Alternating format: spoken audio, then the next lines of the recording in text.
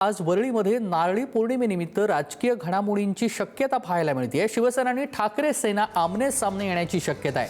आमदार आदित्य ठाकरे संध्याकाळी वरळीमध्ये येणार आहेत। आदित्य ठाकरे आणि स्थानिक नेते सचिन अहिर हे देखील आमने सामने येणार असल्याची शक्यता आहे। आमदार आदित्य ठाकरे संध्याकाळी वरळीमध्ये येणार आहेत। आज नारळी पौर्णिमेचा उत्साह या ठिकाणी पाहायला मिळतोय आणि त्याच निमित्ताने हे दोन्ही नेते आमने सामने येण्याची शक्यता आहे।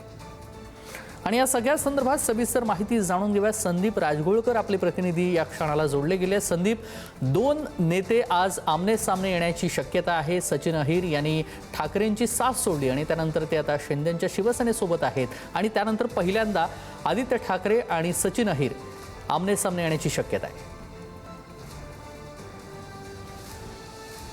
प्रामुख्यानं नारळी पौर्णिमा हा कोळी बांधवांच्यासाठी अतिशय महत्त्वाचा सण असतो आणि त्याची सगळी तयारी सुरू असताना वरळी कोळीवाड्यामध्ये राजकीय घडामोड बघायला मिळते। सध्या जर त्याच्याशी सगळं थेट दृश्य पाहिली वरळी कोळीवाड्यातली तर झेंडे लावण्यात आले आहेत, ज्यामध्ये दोन्ही शिवसेनेचे झेंडे आहेत।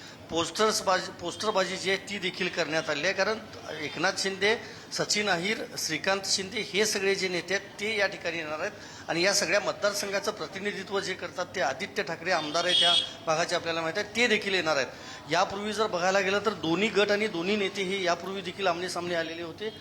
महिलांसाठी नारळ फोडायच्या स्पर्धा असतील किंवा इतर जे इव्हेंट्स असतात ते या ठिकाणी आयोजित केले जातात आणि त्या पार्श्वभूमीवर आपण पाहतोय पोलीस छावणीचं हे स्वरूप आलेलं आहे। वरळी कोळीवाड्याला मोठा पोलीस बंदोबस्त जो आहे तो या संपूर्ण परिसरामध्ये तैनात करण्यात आलेला आहे, कारण दोन्ही बाजूचे समर्थक देखील असतात।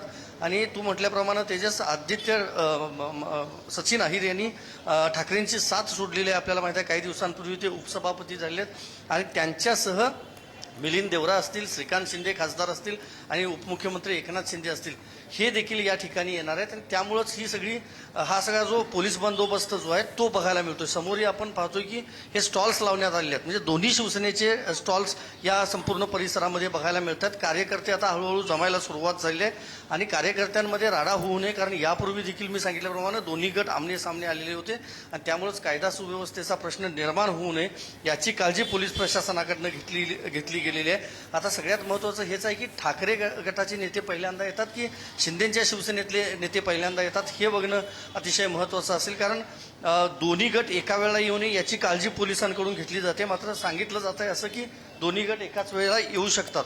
हा आपण पाहतोय पोलीस बंदोबस्त। पाठीमागं जो आपण बघितला तो ठाकरेंच्या गटाचा स्टॉल होता आणि हा आपण बघतोय की शिंदेच्या शिवसेनेचा स्टॉल आहे। नारळी पौर्णिमेच्या शुभेच्छा देत तिथल्या नगरसेवकांकडून जी आहे ती अशा पद्धतीने ही पोस्टरबाजी जी आहे ती करण्यात आली आहे। त्यामुळे महत्त्वाचं हेच आहे की दोन्ही गट आमने सामने येऊ नये त्याची काळजी पोलीस प्रशासनाने घेतली आहे, पण मात्र जर आलेच तर कायदा सुव्यवस्थेचा प्रश्न निर्माण होऊ नये यासाठी देखील अगदी त्याच पार्श्वभूमीवरती ह्या ठिकाणी पोलिसांचे देखील कडेकोट बंदोबस्त लावण्यात आलेला चित्र या ठिकाणी पाहायला मिळतोय आणि नारळी पौर्णिमेचा देखील उत्साह पाहायला मिळतोय।